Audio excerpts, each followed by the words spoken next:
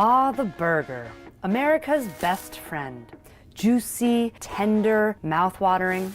Since time immemorial, it's practically been our country's third trademark. There I eat a 14 hamburger first time I went there. But all that meat comes at a cost. The U.S. processed 32.2 million cattle and calves in 2017, according to the North American Meat Institute.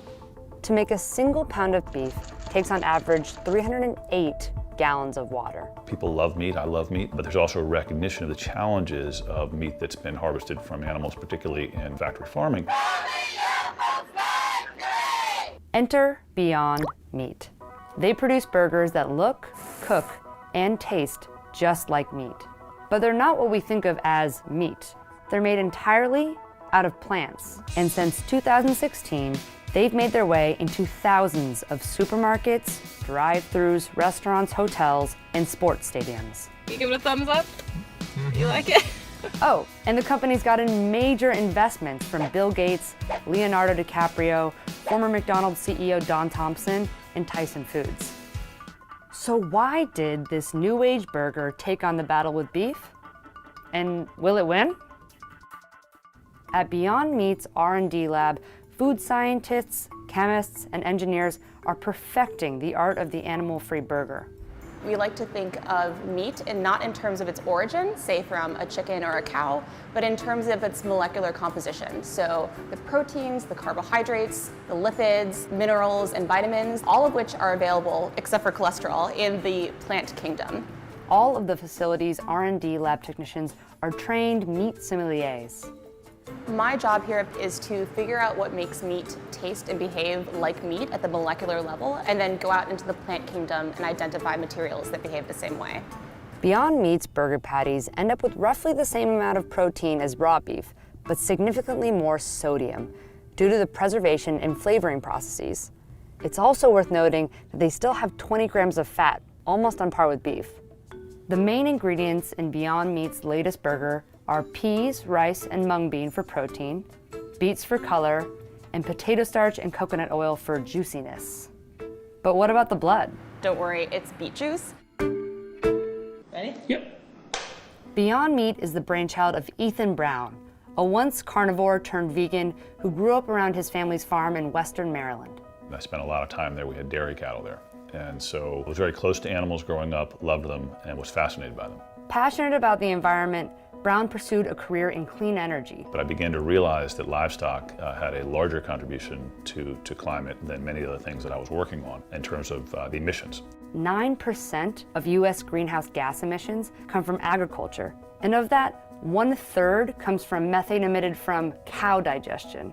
So in 2009, Brown began working on a healthier, more humane burger. The question, why are you trying to build a piece of meat from plants? Why not just encourage people to eat plants directly? A burger is something people love. And so we went after that core part of the American diet. Veggie burgers are nothing new. They've been around since 1982. Previous generations of veggie burgers generally were pre-formed burger patties that were already cooked, that you essentially reheated, and they generally had a sort of drier, rubberier texture. And I think that was one of the sort of major steps in the evolution, was realizing that people who eat plant-based meat or people who eat veggie burgers, they're not all super health conscious all the time. Like, they like the feeling of biting into a juicy burger, they like the feeling of biting into a juicy meatball, so why can't we give that to them? Today, Beyond Meat is booming. The company has sold more than 25 million burgers worldwide since its launch in 2016, and it filed for a $100 million IPO in November of 2018.